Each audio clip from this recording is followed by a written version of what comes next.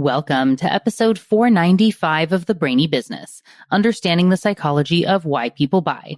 In today's episode, I'm excited to introduce you to Willie Pietersen, author of Leadership, The Inside Story. Ready? Let's get started.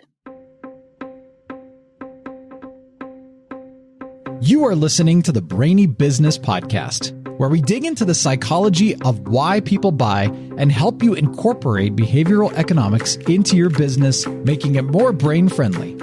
Now here's your host, Melina Palmer.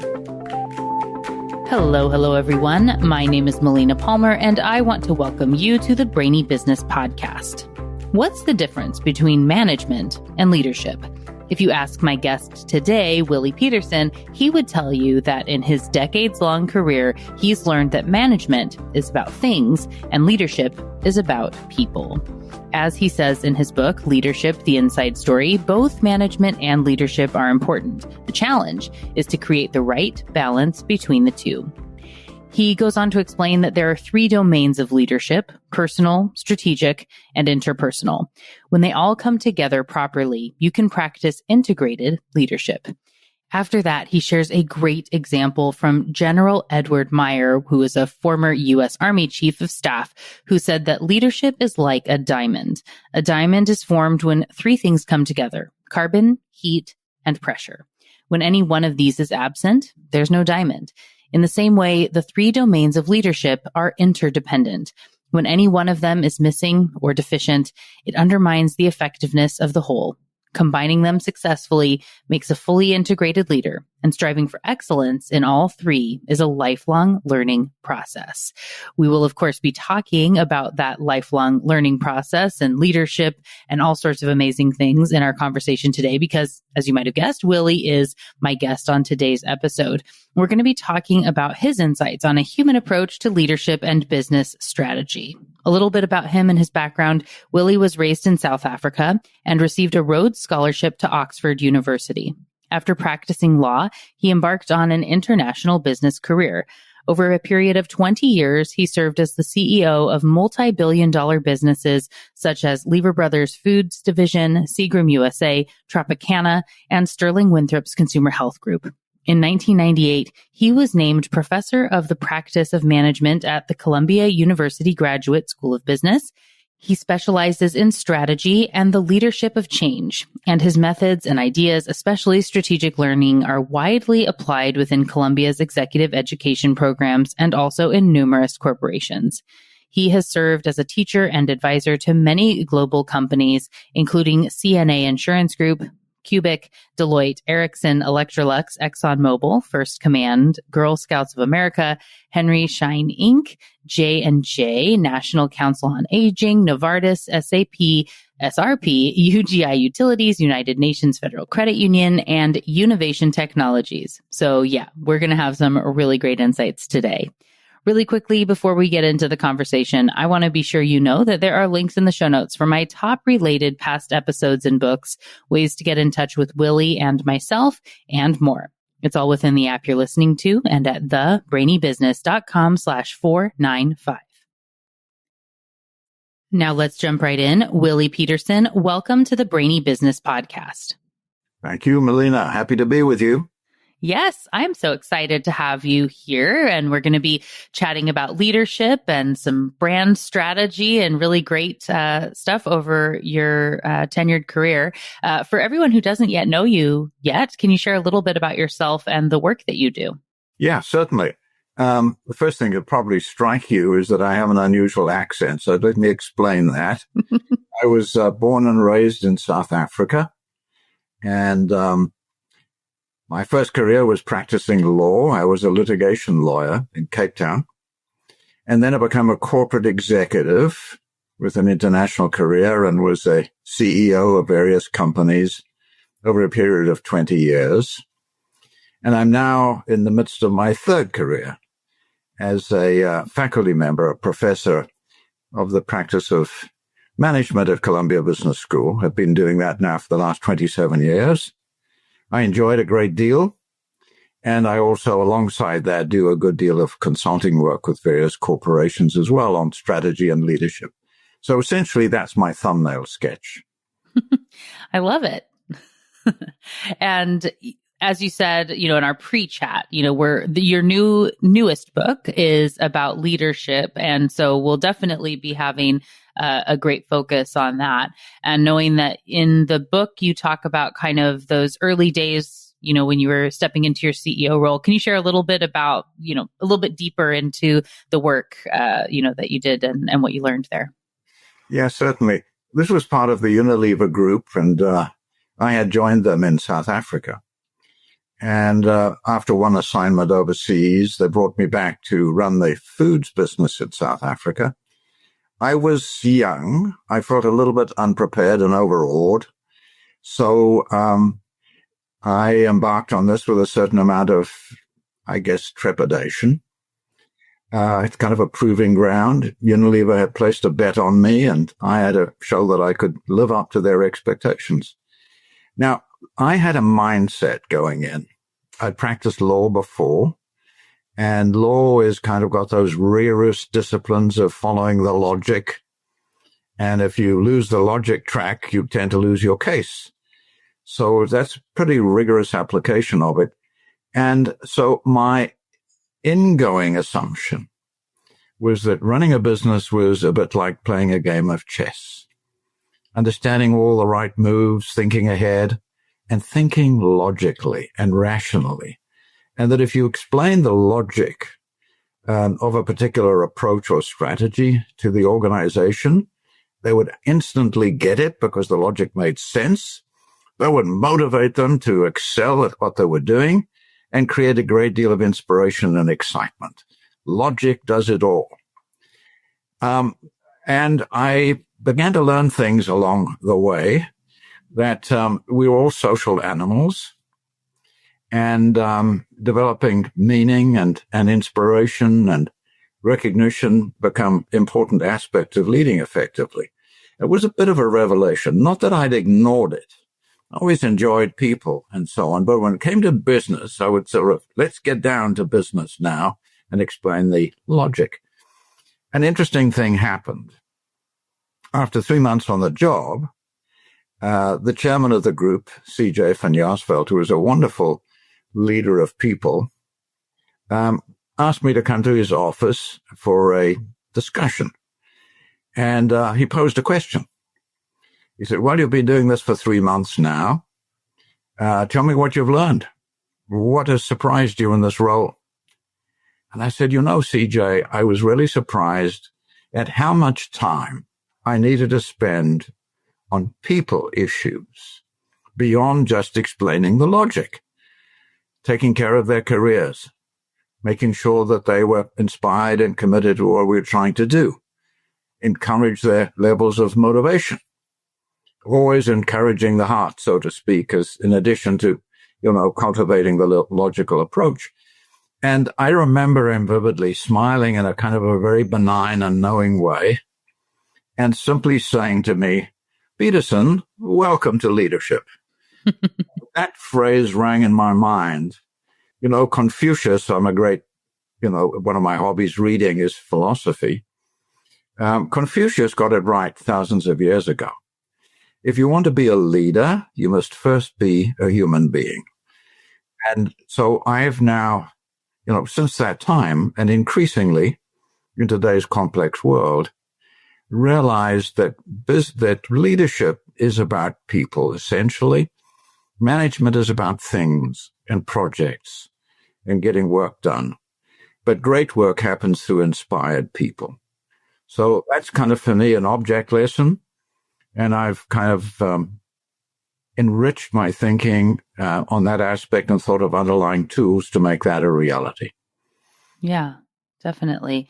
So very aligned, kindred in, a study of behavioral sciences, behavioral economics, and knowing, the human side of business. For the most part, we're working with other humans, at least for a while, right? And then, knowing even the people that we're selling to are human people, need to buy our products, right? So there's so much overlap there. Any thoughts on, I know you said you have, of course, from years of, running that group at Unilever, how do you think that ties in with brand experience and selling? I think that's a crucially important question.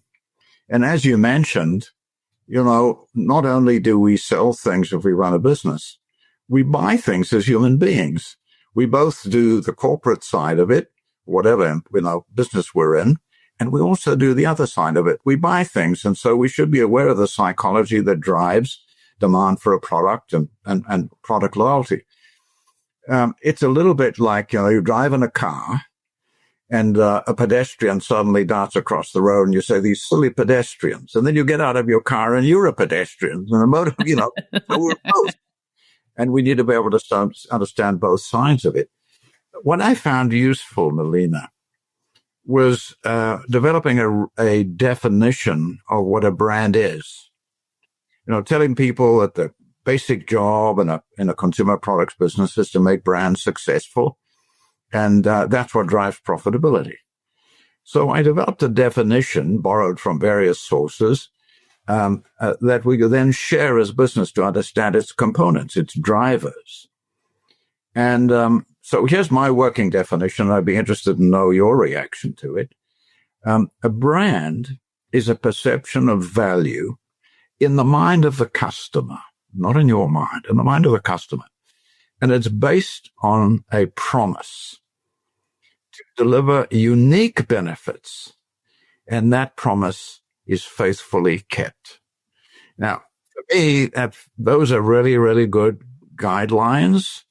It's all very well for us to say, well, our brand image is this and that. And what is it in the mind of the customer that drives customer behavior? And I'm a great fan of Maslow's hierarchy of needs to understand how these things build up. A need once satisfied ceases to motivate. That was his underlying idea. And then we go up and up and up to the higher level of needs. And those higher level of needs are very often, they often reside in the psychological realm of what drives behavior. I think it's true to say that the purpose of a business is to generate and retain customers. If we do that efficiently, we'll be very profitable. It sounds like a stark simplicity, but consider the alternative, and you're going to go broke. So I think that's really, what it's all about, is generating and retain customers. The most profitable thing you can do in a business is to create customer loyalty. Customers come back and buy your product. Now, there's a lot to unpack under that definition and examples, which I'm happy to discuss with you, on companies that have kept their promises brilliantly well and retained customer loyalty, and those that have broken that brand promise and suffered the consequences. Oh, yes. I would love to hear that. And I really like your definition as well, as it's showing like you said, that expectation and having to do with the promises being kept and knowing that it's kind of this, continual and ongoing relationship that exists, and knowing it's not just in who we say we are, but how people perceive us is really what's so important when it comes to a brand. One of my favorite definition statements, for this is where it said a brand is a memory, and in this way, a series of memories, right? And so as they stack up together, they can either be building something cohesive and that's consistent and stands together. And I can very easily say, oh yeah, this brand is this, and it's this set of memories that go together. Or if it's all over the place as we get into omni-channel, and this experience was bad, but this was good, and they're fun over here, and they're really difficult to work with there. The memories don't line up in a way that it creates this kind of, cognitive dissonance that it's hard to buy from them because I'm not really sure where they fit. Exactly right. So, these things have to be, regardless of the various avenues of communication, we need to have a level of integration so that the brand has some basic integrity, just like beings need to have integrity. The interesting thing about the customer experience is that the customers are having an experience whether you design it or not. So it's Yes. much better to design it purposefully and intentionally. Yes. Have it happen ad hoc. And we tend to have a distorted view. Going back to Maslow's hierarchy, what the research shows is that organizations who sell brands, products, typically think they're selling attributes, and that the psychological aspects, the customer experience element, is secondary. If the attributes are strong, then you're going to make a lot of money. In fact, if you look through the other end of the telescope, which is, the customer point of view, you find that the experience element, how they feel about the brand, looms much larger in their minds than simply just the attributes. So we tend to underestimate the importance of having that experience that matters to customers, that resonates with their expectations. I think of Amazon as a kind of an interesting example. Amazon doesn't sell a single unique product. You can buy the same products in Walmart or in any mass merchandiser in your neighborhood. They don't sell distinctive products at all. And their winning proposition is as follows. This is out of the mouth of Jeff Bezos. We make it easy for customers to buy things by providing a wide range of products with great prices and fast delivery. Now, the pricing matters, but it doesn't have to be sort of hugely discounted price. But the elements of the convenience element, you can shop at any time of the day or night, and the fast delivery has an amazingly psychological, satisfying component psychologically. You order something, and if you have Amazon Prime, in 48 hours it's there, and that's very satisfying, gratifying. And they constantly honing those elements and doing them better and better. So it's their service model that is their most distinctive aspect of the brand, not their products at all. So I think that's pretty instructive. Now, keeping promises and breaking promises in a brand can be fatal. So I think of two examples. The one was, I believe, in 1982, going back a little bit in time. And that's the story of the Tylenol cyanide poisonings that occur. And these occurred in a very localized place in Chicago, and I think 7 people died from it. It was very scary, and there was a lot of uncertainty. How pervasive is this? Evidence showed that it was only in Chicago. But Johnson & Johnson, who were the owner of the brand Tylenol, have a credo. And the credo is a well-known credo that first and foremost, before shareholders, they care about service providers in the healthcare business and the needs of their own customers. And then if they do that very well, their shareholders will thrive. Now, this was an acid test.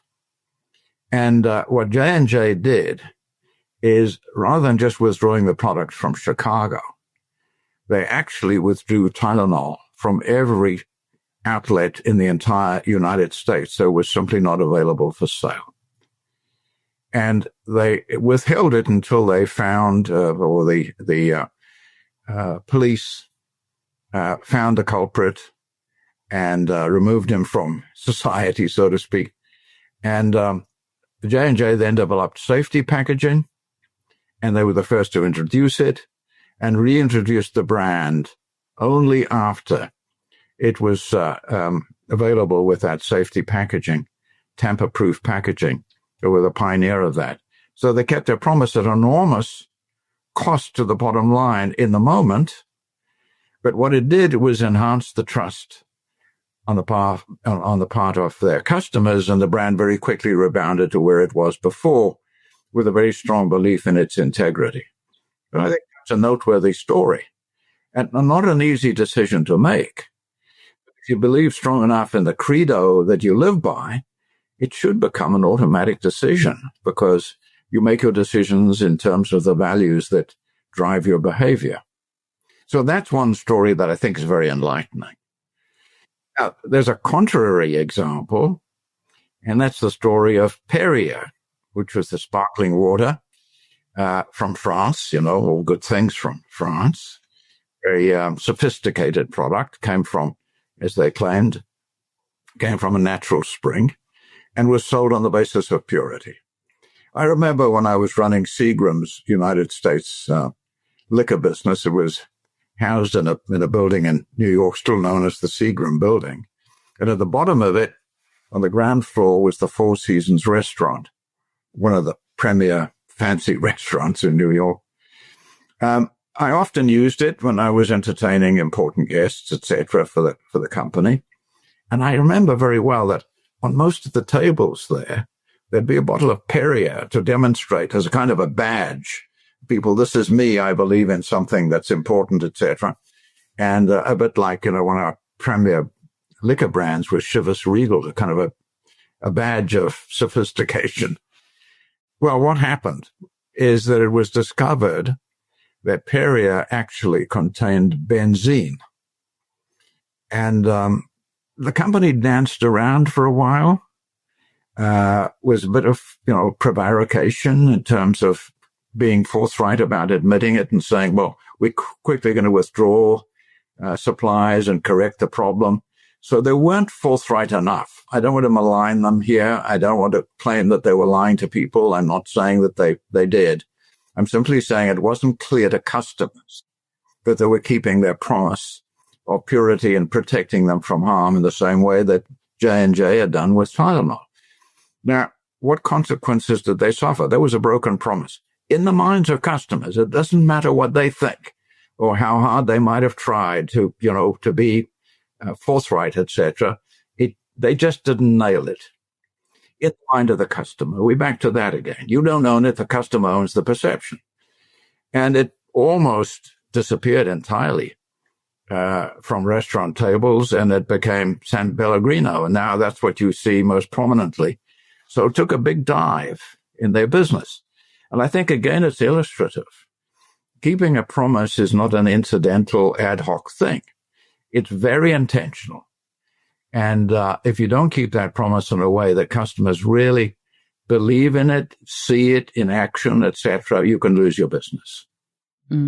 Definitely. And I think with both of those examples, and thank you for sharing them, it's one thing to keep your promise in the good times, right? And then it's definitely another, and the thing that people are watching of what you do when it's not easy. And like with the J&J example, like you said, with Tylenol, it's not inexpensive to pull your potentially most popular product from every single shelf, every bottle, right? And tell everybody, if you have it, throw it away, get rid of it. Don't, try this, and there's a fear, right? What if everybody goes and buys the competition and then they never come back to us because we pulled it, because it could have happened. But, to show that integrity in the moment when it's hard is, a really good testament to a solid brand. And I think that ties in, of course, as a leader, right? As a manager as well, because there will be slip ups in the back office as well. And so how you show up in those difficult moments matter, just as much or more as on the day to day when things are good and easy. Yeah, that's well said. I think, we talk about, I certainly mentioned in the book that I think there are two major characteristics of effective leadership: competence and character. And competence can be outsourced, where you get other managers do things, you hire people who can do things better than you can, and you can outsource activities to people as well and get the job done. But character can't be outsourced. You own it. It's you. It's part of your essence, and you're accountable for it. And it only really shows up, as you mentioned, when you're tested. I often think of moral courage as standing up to do the right thing, regardless of the consequences. It's very easy to do the right thing if the consequences are minor, inconsequential, and you do it. That's not a real test of character. It's only when the chips are down, the stakes are high, and you're called on to make a decision. And I come back to the chairman of J&J at the time in 1982 was a guy called Jim Burke. And he was celebrated for his leadership integrity and moral courage, doing the right thing regardless of the consequences. It's when you're tested that it really matters. Absolutely. It spurred a memory for me from your book, which is not directly tied to this, but as it gets into some of the idea of complexity and simplicity and this idea of feeling like we need to be continually adding things in and we never take anything away.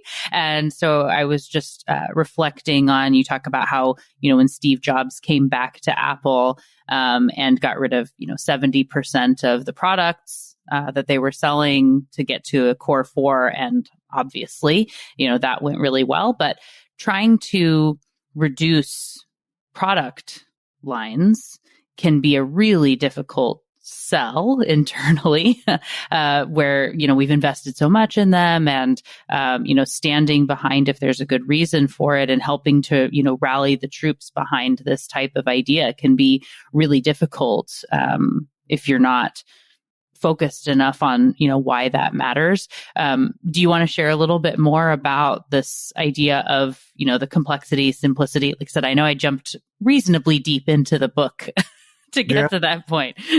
As part of leadership effectiveness is to, what I frame it as, a job of creating increasing simplicity from a world of increasing complexity. Complexity paralyzes an organization. If you flood it with too many activities or too many priorities, the organization gets lost. There was a famous chef called Marco Pierre White. He was a British chef and one of the youngest ever to receive the Michelin, I think 3 stars is the maximum.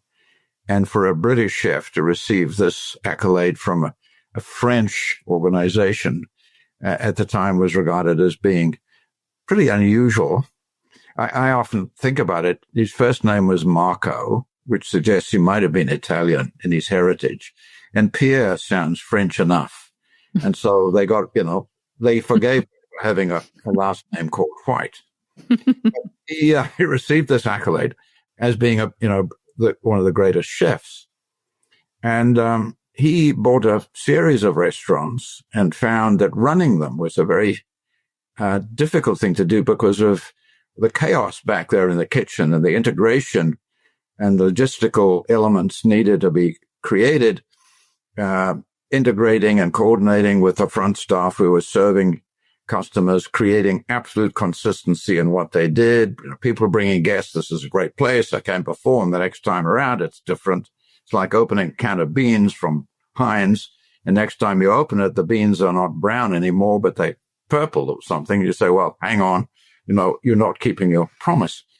And he realized that, and there were clashes of ego in the back kitchen between what needed to be done. So it's a giant process of coordination and simplifying processes. And he developed a little credo. And his credo said, okay, here's the truth of the matter in terms of running an enterprise like a set of restaurants. Complexity creates confusion. Confusion creates inconsistency, and inconsistency creates failure. And I think that's a very good recipe, if I can use that pun, for running a commercial enterprise. It doesn't just apply to restaurants. I think this thing of being able to simplify a complex situation and simplify the processes of getting the job done enhance performance, no question about it. Then we have this issue of limited resources, forcing us to make choices about how we will deploy our scarce resources to create competitive advantage. And there are always alternative uses for those scarce resources, and the misapplication of scarce resources can lead to failure. Now, under that same heading, don't forget resources are limited. If you try to do too many things, you're spreading your resources across a great deal of activities, and none of them is done in an excellent way. So having, very few priorities, 3, maximum 4 is what Nelson Cowan, the psychologist, found to be true. That's a crucial thing. And in making choices, there's a trap. What tends to happen is we make a choice about introducing a new product, and we're at A versus B or a new activity, and we choose one, and then a little while later we got another choice, and we choose one. Now we're piling it on, and we never step back and say we need to subtract because we've done too many things. Now, subtracting a product or an activity from a business is difficult, as you said. It's like interfering with a love affair, because somebody who is in charge of that believes in it passionately and feels a sense of loss and deprivation when you take it away. And you need to demonstrate that you're doing this in a fair way, not just in an ad hoc, instinctive way. Let's subtract this or subtract that. I give you a quick example from my own experience.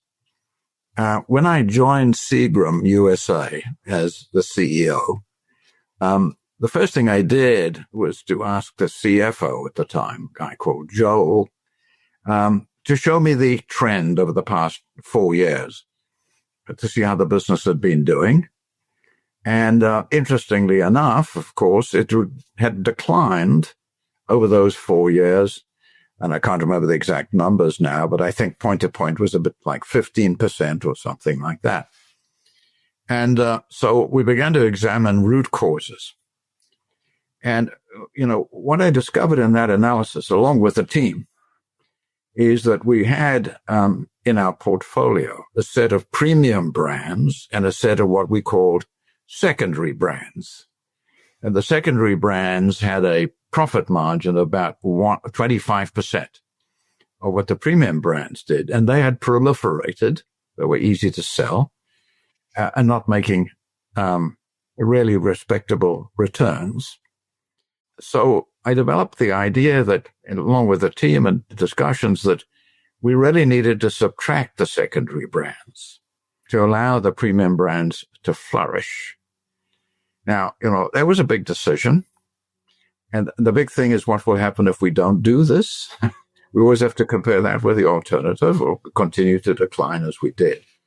We did a lot of arithmetic, obviously, and the one piece of arithmetic that I think was most telling, it was by how much do the premium brands need to grow in order to offset the loss of the secondary brands, because they were 4 times more profitable. And it was a very modest number. So we said, well, the main thing we need to do in this organization is to make the premium brand successful. We found a buyer for the secondary brands. There were a number of companies who, just were occupying that segment of the market. So we lost nothing financially, because when you sell something, as you know, you get the net present value of future cash flow. And so instead of the annuity, you get the lump sum. The lump sum goes on the balance sheet. The annuity used to go on the P&L, but you still have the money. So you lost nothing, but you've gained focus. And what happened in the next 4 years is, and these were 37 brands, by the way, a considerable number of them. What happened in the next 4 years is the business grew by more than the 15%. I think it was about 30%, just from memory now, without the secondary brands, and showed, something I think pretty important. I think the lesson comes from nature. I like, to use metaphors to illustrate a point.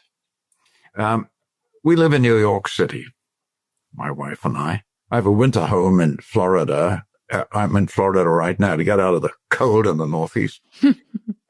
But my wife is a writer. She has a home office, and I have a home office, and we share an assistant, Amy, who helps us both. And I have a balcony off my office, and Laura has a balcony off her office as well. And we're on the 33rd floor, overlooking Central Park. And on a nice day, you can see as far as New Jersey on the other side of the Hudson River.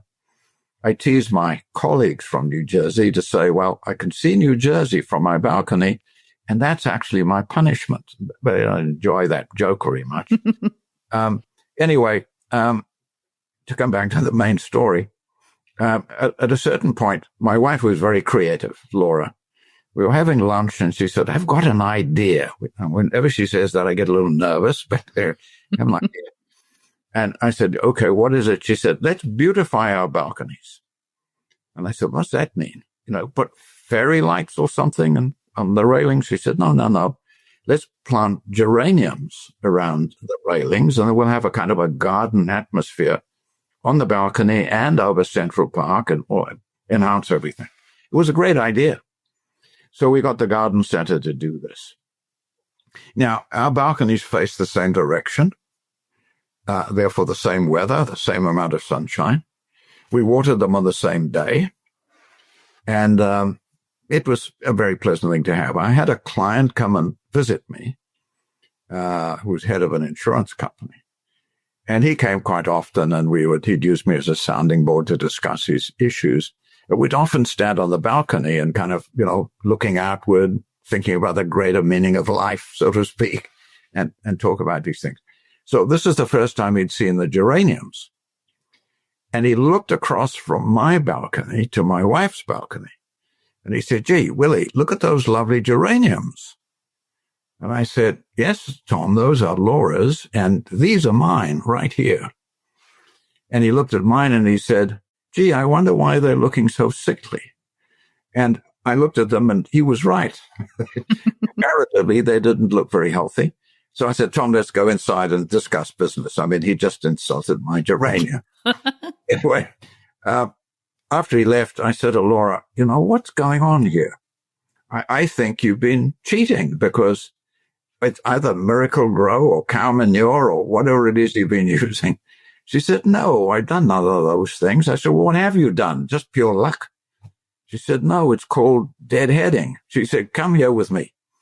She took a pair of scissors and a garbage bag, went to my geraniums, and brutally assaulted them. We had a cut. I said, you're going berserk. I mean, you're destroying my garden." She said, "No, I'm creating it. Wait 7 days."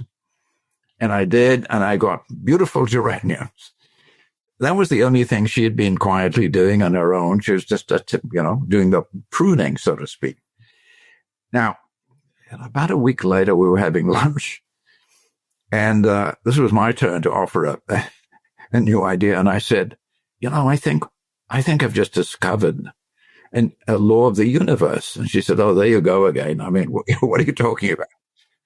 I said, this story about pruning away, deadheading the geraniums, introduces a universal truth that is inescapable.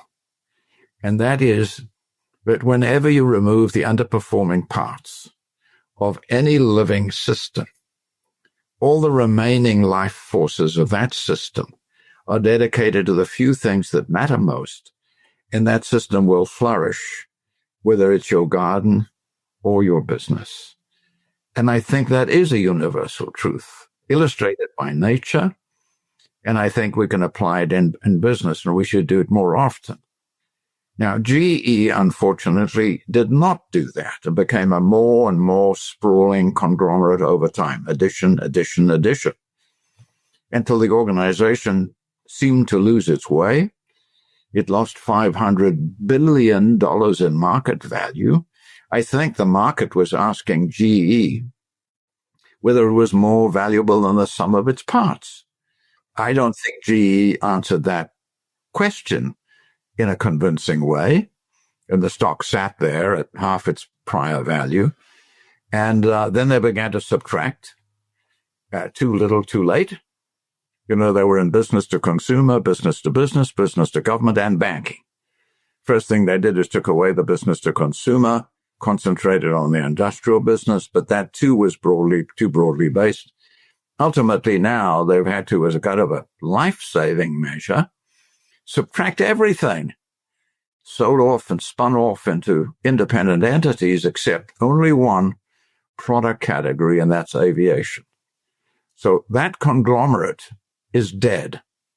What remains is one single business unit, is aviation. Now, I think that's another lesson of how complexity can destroy your business model. Definitely. And thank you I love the geranium story. And it is amazing how pruning and deadheading, even if it just looks better initially too, even sure. Aside from giving things space to grow and shift those resources, right? Instead of them being kind of sucked into the abyss, as it would be of petals that are done, right? That they've served their purpose. One thing to add now, I think, Melina, is the human factor again. Mm-hmm. think if we do that based on pure logic, what it is, we have to do it, and the common good, etc., that's the logic, get over it. That just doesn't cut it. Really have to be empathetic towards the people involved in it. We tried our best. We explained it all, etc. I think they understood it. We were very thankful. One person came into my office, I remember, saying, by doing this, you're destroying our business. You came from the foods business. You don't understand this business. And he said, my father started this sales division that you're now wanting to eliminate. And a kind of deeply personally felt issue of loss here. And I found that, speaking to them about it candidly, explaining it, and letting them know that we would either redeploy them in the organization to do other things, or if that was impossible, to treat them with a great deal of understanding and generosity, that they had families that were depending on them, etc., etc. When we did that, we got a much greater level of acceptance. Mm-hmm. Right. Yeah. Taking that time to have that thoughtful conversation, know that this is a human person on the other side, right? That we can relate to and help to support, that kind of helps things move along. Thank you for making that point there. I think that is really important.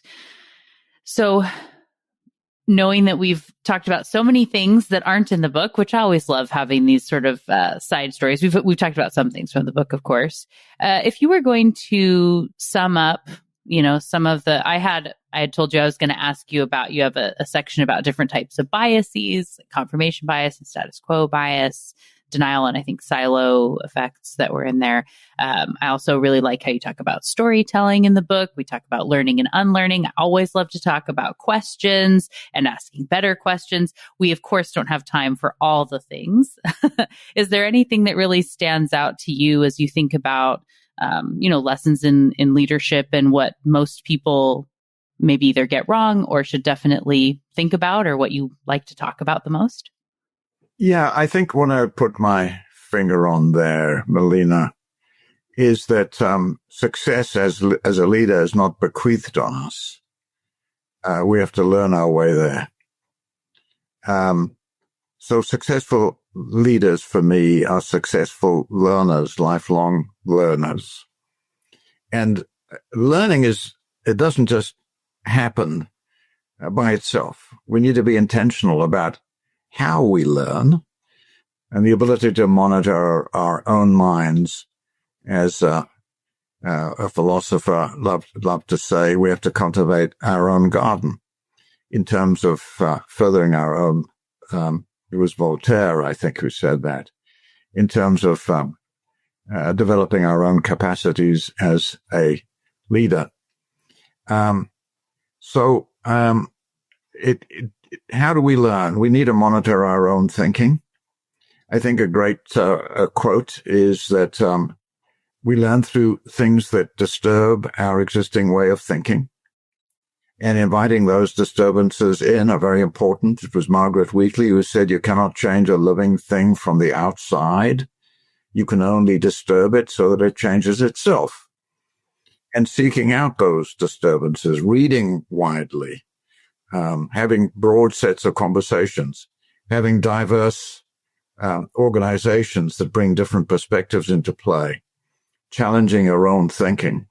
And under the heading of understanding how your mind works and how you learn, we need to be avoid of the traps that can lead us astray and distort our thinking.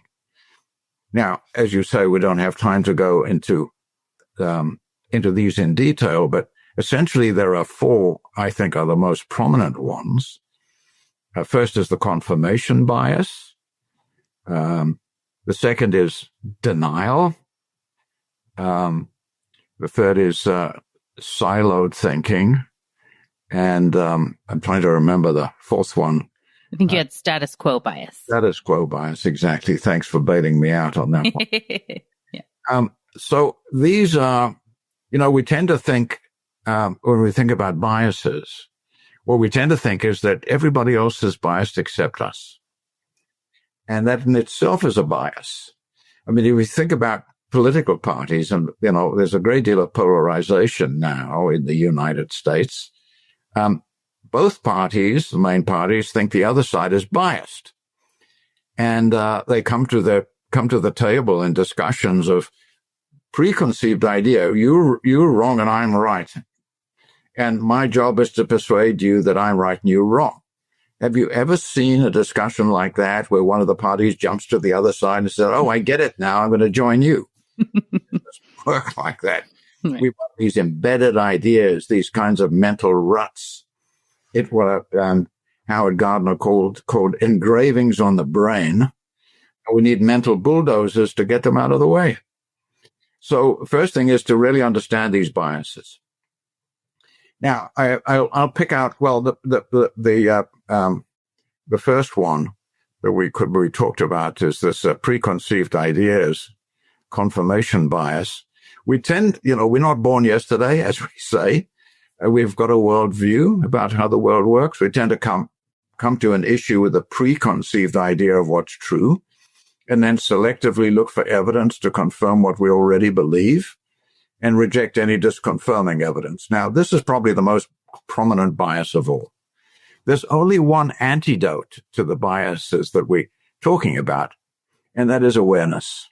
And that is the intellectual humility to understand our own biases. And if we don't really monitor our own thinking and those of our teams, we're going to make terrible decisions. So the first thing we need to do as a decision maker is understand these biases.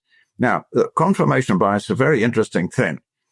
In Afghanistan, in the withdrawal that was very chaotic, a number of American troops were killed at the airport by a bomber.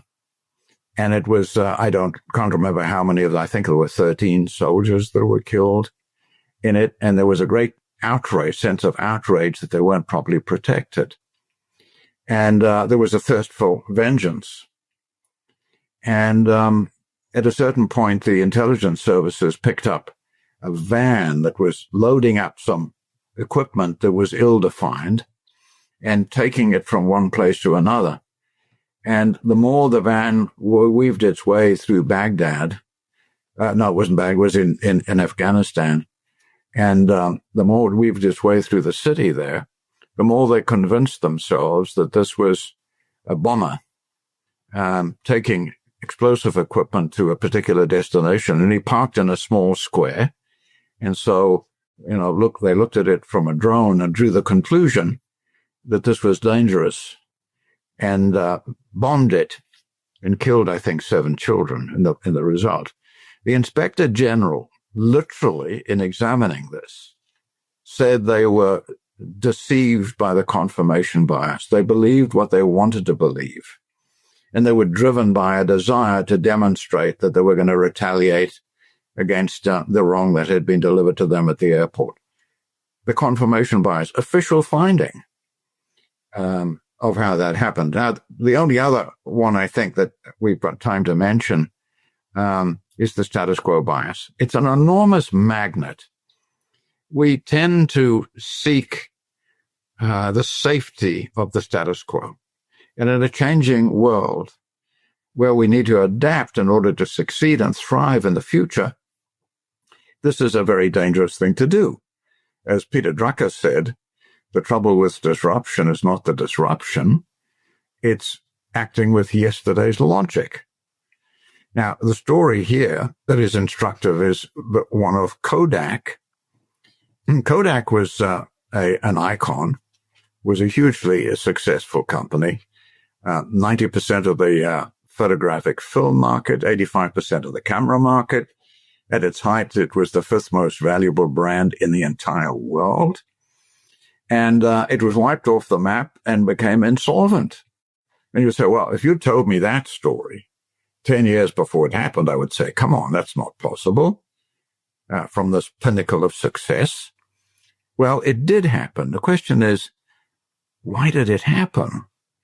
And the answer is they were overtaken by digital photography. Well, who invented digital photography? Who was this evil person who invented it?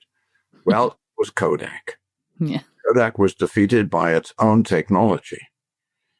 It was an engineer in Kodak called Mike Sasson who invented digital photography. He was very excited by it. He presented it to the leadership team and said, here's the future, and he illustrated it. Well, the resolution was not as good at that stage as film, and he said, this I can fix very quickly, so don't be distracted by that, but I'm talking about the technology.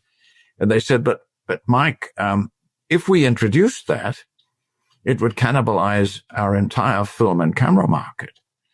And he said, yes, but if we don't do it, somebody else could do it. They said, no, Mike, not if you don't tell them. He gave an interview to the New York Times, and I can quote him. At the end of the meeting, the feedback to Mike from the leadership team was this: it's a cute idea, Mike, but don't tell anybody. He didn't tell anybody, and they went broke. It's a real story. Status quo bias was so strong. Fear of cannibalization was so strong.